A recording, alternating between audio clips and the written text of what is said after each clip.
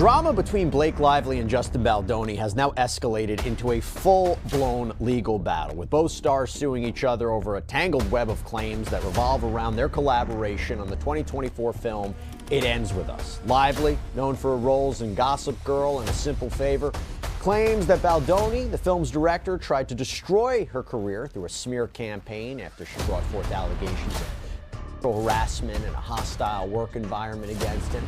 On the flip side, Baldoni says Lively went too far by exerting control over the production, threatening to withhold promotion unless her demands were met. He also argues that she falsely portrayed their professional relationship to the public, tarnishing his reputation. And while Lively is suing Baldoni for sexual harassment, retaliation, and false slight invasion of privacy, among other claims, Baldoni is countering with a defamation and civil extortion lawsuit, claiming that Lively not only made false allegations against him, but weaponized them to force him into complying with her demands. Legal battle with Blake Lively, Justin Baldwin recently suffered a significant setback when a federal judge granted Lively's request for a strict confidentiality order, which will keep some sensitive information private and, most importantly, private from Baldwin. This means that some important pieces of evidence in the case will only be visible to lawyers and not their clients. Months ago, the judge overseeing their federal case in New York, Judge Lyman, ruled on the former B-list actress's request for an additional layer of protection.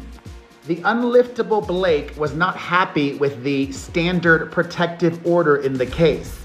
She wanted an attorney's eyes only designation. And the judge has granted that. Congrats to Taylor Swift. Of the judge's ruling, a spokesperson for Delulu says, quote, "Today, the court rejected the Wayfarer party's objections and entered the protections needed to ensure the free flow of discovery material without any risk of witness intimidation or harm to any individual's security. With this order in place, Ms. Lively will move forward in the discovery process to obtain even more of the evidence that will prove her claims in court." Blake Lively is accusing Justin Baldoni of sexual harassment, followed by an attempted PR takedown of her to cover his own ass from people finding out what he did to her. In an article titled, "We Can Bury Anyone," Blake Lively heroically shared her story, and the world was on her side because it looked like she was just trying to take down a predator in Hollywood. So Justin Baldoni and his ace lawyer launched an all-cylinder fire attack to clear his name, and he started by suing the New York Times, saying that article was just published because it was paid for by Ryan Reynolds, and it was a multi-layered scheme planned out by Blake and Ryan to take down Justin. And I think it's pretty common knowledge that the mainstream media will lie on behalf of their powerful friends or anyone who pays them off to say certain things. But this will be tough because the New York Times has never lost a lawsuit in their life, but doesn't just release some very piping hot information that seemingly proves that Blake and Ryan Reynolds were colluding with the New York Times for— This is a huge win for Lively because she had claimed that without these safeguards, crucial information could be misrepresented, distorted, or even used to threaten witnesses. The court acknowledged the seriousness of the situation, not only in terms of business disputes, but also the potential harm to one's reputation that could result from unfettered access to private information. Justin Baldoni versus Blake Lively court case. A judge has ruled on the protective order. This is a big deal. I'm going to read the 9-page ruling right now. This was emailed out. Just when people thought Justin Baldoni was finally the bad guy, Blake Lively proved she will always be the bad guy. Justin Baldoni just released a piece of the puzzle that will destroy Blake Lively, Ryan Reynolds, Colleen Hoover, Taylor Swift, the New York Times. He's killing 5 birds with 1 stone, and they're all getting exposed as liars. So grab your florals and buckle up for all this tea. Throughout this whole campaign, the public has been pretty sternly on Team Justin, but after Justin put out a voicemail that he sent to Blake Lively at 2 a.m. talking about a baby on her boob and he can't wait to spend more time with her, their chemistry is amazing, people thought maybe we should be on Team Blake. I'm gonna stop rambling because Jesus Christ, it's been 6 minutes and 30 seconds, so fuck me. I'm sorry. You probably have kids all over you and a baby on your boob and you're listening to me ramble at 2 in the morning. I can't wait to spend more time with you. Oh. Blake and Ryan Reynolds were getting bothered by him releasing so much that they asked a judge to put a gag order on Justin to shut him up because they were gagged. Their lawyer said that Justin has further made it clear that his priority is completely torpedoing Blake Lively's career for the rest of her life. And this could actually all be over in 3 days, because Blake and Ryan just asked a judge to dismiss this whole court case because they are trying anything to get this to stop because it's ruining their career. The court upheld the strictest limits on highly sensitive materials, which is a huge setback for Baldoni and his team. They argued that it would be much more difficult to prepare his defense because it would be difficult to keep information away from their client. They also claimed that this would lead to endless disputes over what is and isn't confidential. We have information and belief that the ex-CIA agent working for Blake Lively is using tactics to divide and conquer as new articles come out, sort of weaponizing the political ideologies that might be trying to dismantle beliefs involved in this case. What does that mean? They're trying to keep us fighting with each other, not with our eyes on the prize. We'll have all of that information coming to you right after this. But first, here it is, the court case. Blake Lively, Justin Baldoni. Last week, it's been about a week or so. Last Thursday, this hearing happened. And again, this is to find out if Blake Lively's discovery would be allowed, or if she'd be, her plan was to say, due to the PR nature and the salacious tendency of people to pick up on every part of a story, we don't think we should have to present some of our text messages in discovery with our high-profile clients, that being Taylor Swift and whoever else. Some people say Bradley Cooper and whatever other friends of Blake Lively might get sucked into it. Legal team didn't waste any time in challenging the court's decision, claiming that the restrictions were excessive and would make the litigation process needlessly complicated. They also claimed that this confidentiality order would force them to repeatedly appear in court to argue what should and shouldn't be considered confidential, slowing down the case and adding unnecessary red tape. Justin Baldoni's side argued that they think that she shouldn't receive any preferential treatment because she's famous, and we need to see all this information. We'll redact it, we'll keep it from the public, and they say, no, you'll leak it. So here's what the judge has to say. Blake Lively versus plaintiff, which is Wayfair Studios, and then we have Wayfair Studios, plaintiff versus Blake Lively. So they're kind of both suing each other, so it's all in one. Judge Lehman, United States District Judge, whereas all of the, and by the way, he's going to be able to issue like a full protective order or partial, so we're going to have to just see what this is all about. Whereas all of the parties to this action, collectively the parties and individually a party, request that this court issue a protective order pursuant to Federal Rule of Civil Procedure 26C to protect the confidentiality of certain non-public and confidential material that will be exchanged pursuant to and during the course of discovery in this case. Whereas the parties acknowledge that this protective order does not confer blanket protections on all disclosures or responses to discovery, and that the protection it affords only extends to the limited information or items that are entitled under the applicable legal principles to confidential treatment. Whereas the parties further acknowledge that this protective order does not create entitlement to file confidential information under seal, and whereas in light of these acknowledgments and based on the representations of the parties that discovery in this case will involve confidential documents or information the public disclosure of which will cause harm to the producing person. Judge Louis Lyman, however, had a different perspective. He made it clear that this case is about more than just legal disputes. It involves serious allegations of misconduct, business competition, and reputational harm. As a result, extra caution is required, and the best way to prevent leaks, manipulation, or intimidation tactics is to limit access to sensitive materials. Tony started editing the footage that had already been shot. But that's when Lively apparently expressed a strong interest in accessing the raw dailies. These usually aren't shared with the cast, according to Baldoni. But Lively apparently also wanted to have a hand in the editing process, and a text from her appears to read, "Hey, would you mind giving me access to the dailies? I appreciate you may be too slammed right now to make this happen, but maybe someone else can facilitate?" Just to put a point on this, dailies are a critical point of the filmmaking process, the editing process. The actors don't typically get access to them. If they do, it's usually rare, requires special permission. But here, Lively allegedly repeatedly pushed for access to this because it was evidenced by her follow-up text in July of 2023 that reads, "Please let me know who to reach out to get access to the full gallery of dailies. I'm so looking forward to seeing all that we have in the can."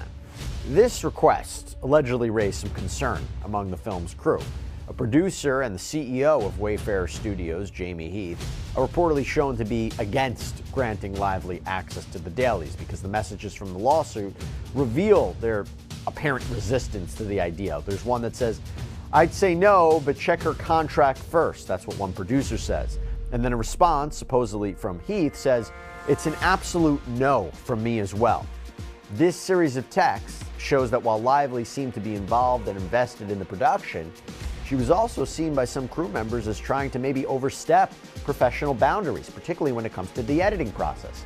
Baldoni argues that Lively's attempts to control these aspects of the film, like the editing and the wardrobe choices, were part of a broader strategy to manipulate him and assert her power and dominance over this project. It's really destroying Ryan Reynolds and Blake Lively's image, bro. What happened? It all revolves around like fake allegations towards Justin Baldoni, right? So Blake Lively's claiming that there were sexual assault allegations towards Justin Baldoni, and Justin's like, I have all the receipts, I have all the videos. So it's just a lot of drama. Do you think this is fake beef like Drake and Kendrick?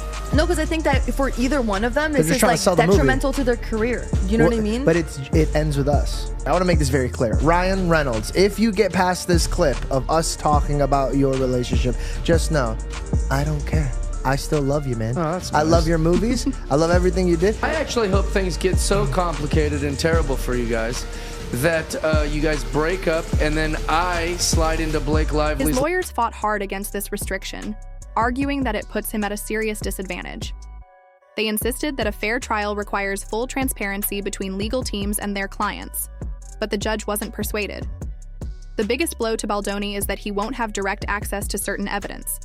They can review it, but they can't share every detail with him. Unaware of anybody, frankly, whose wife has been sexually harassed and has made jokes about that type of situation. Justin, if I'm not mistaken, is on vacation right now with his kids in Hawaii. Is he still there? Do you speak to him? I do speak to him. I speak to him often. I wouldn't call it vacation.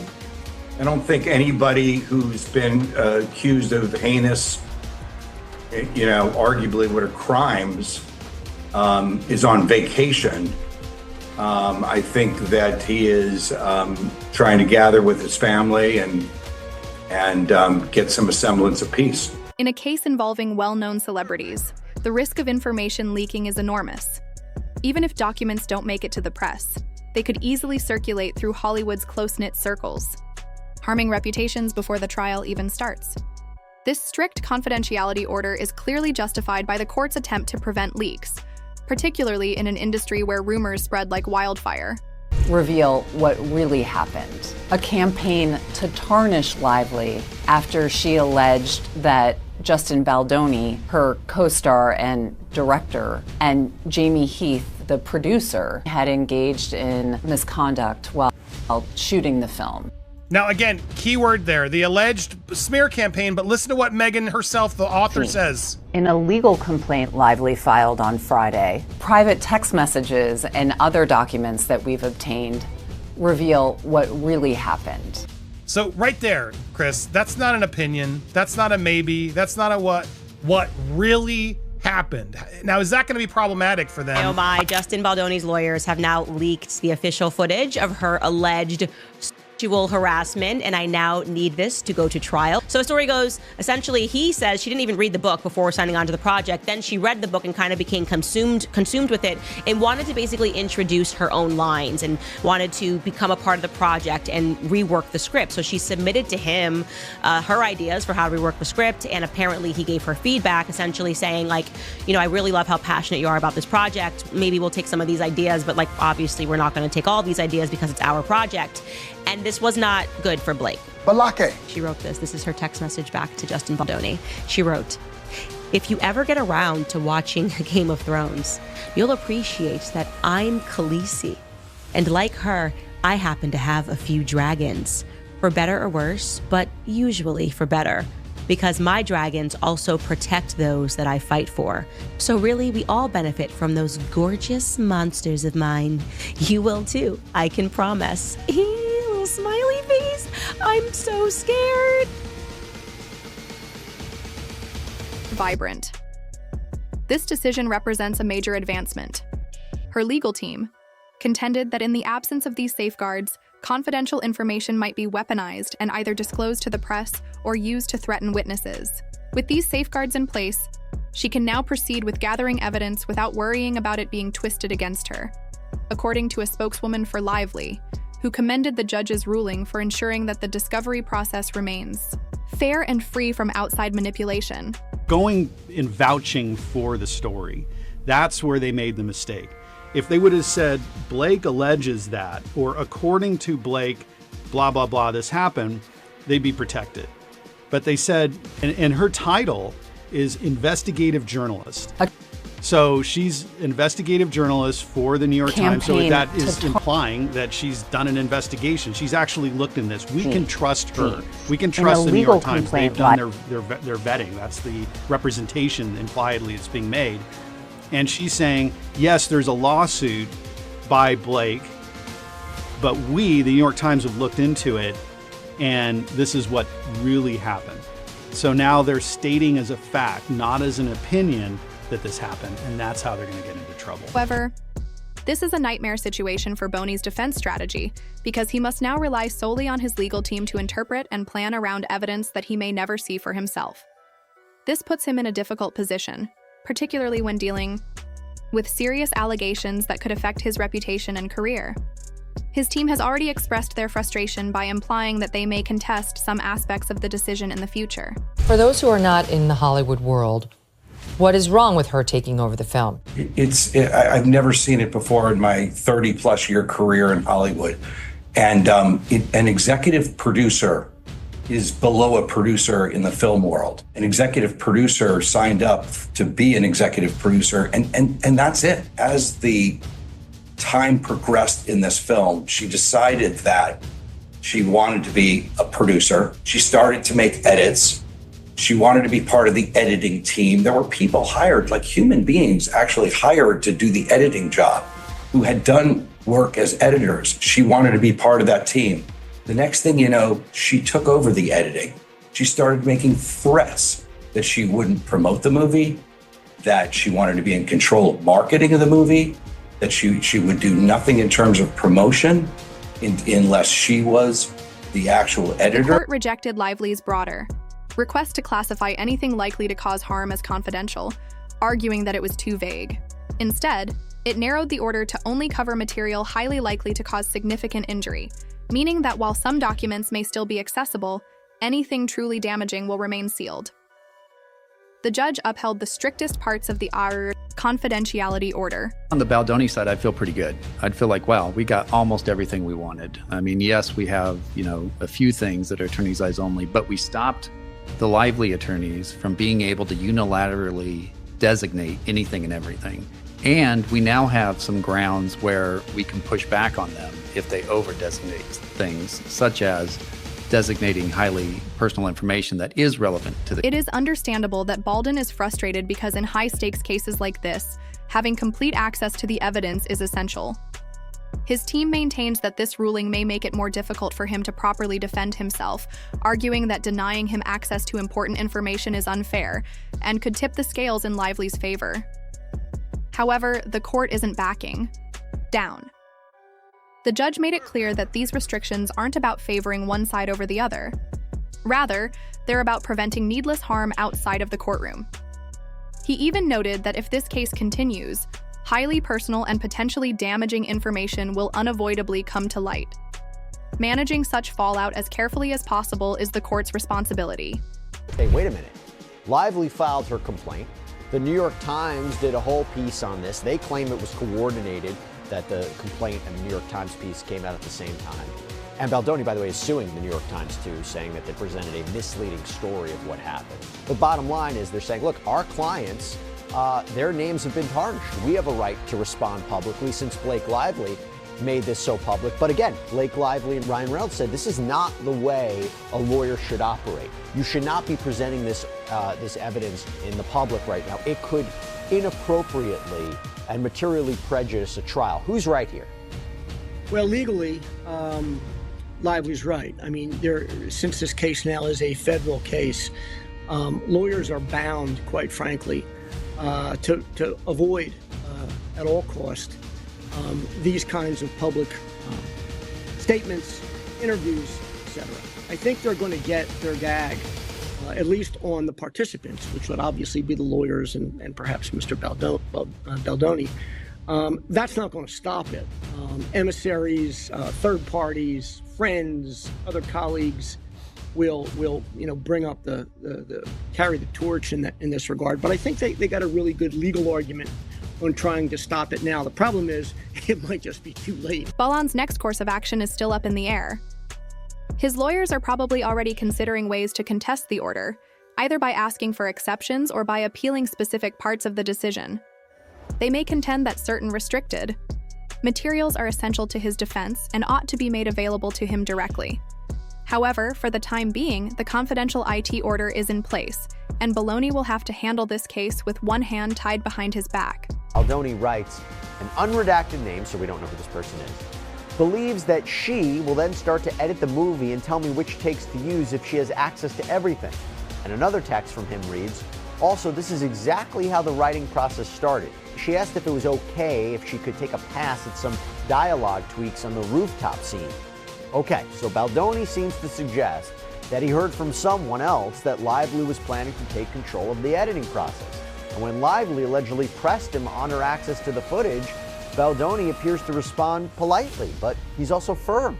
Because look at this text. Regarding dailies, again, this is to Blake Lively, regarding dailies, obviously you know I want your input. That's why I sent the 5-hour playlist.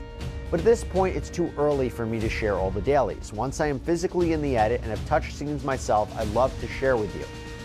Lively, however, did not appear to be easily deterred because she allegedly pressed further with this response. Regarding dailies, none of the producers have had access to dailies, it's just you? So Baldoni responds. He clarifies that the dailies were restricted to only the top-level people on the film, responding, no, not just me, redacted name and Jamie Heath have access to dailies. So this exchange highlights how Baldoni was trying to maintain control over the editing process, but Lively's alleged insistence seemed to grow stronger and stronger from there. It was a big win in court today for Fakely. However, she shouldn't be celebrating too hard. Eyes. Stakes are quite high, and Lively could acquire even more legal leverage if she is successful in establishing her case under these new rights. She has a significant advantage because she can obtain evidence without worrying about intimidation or leaks. Baldwin, meantime, is kept in the dark about some of the evidence against him, and is forced to play defense while battling accusations. Whatever side you take, one thing is certain. This ruling changes everything.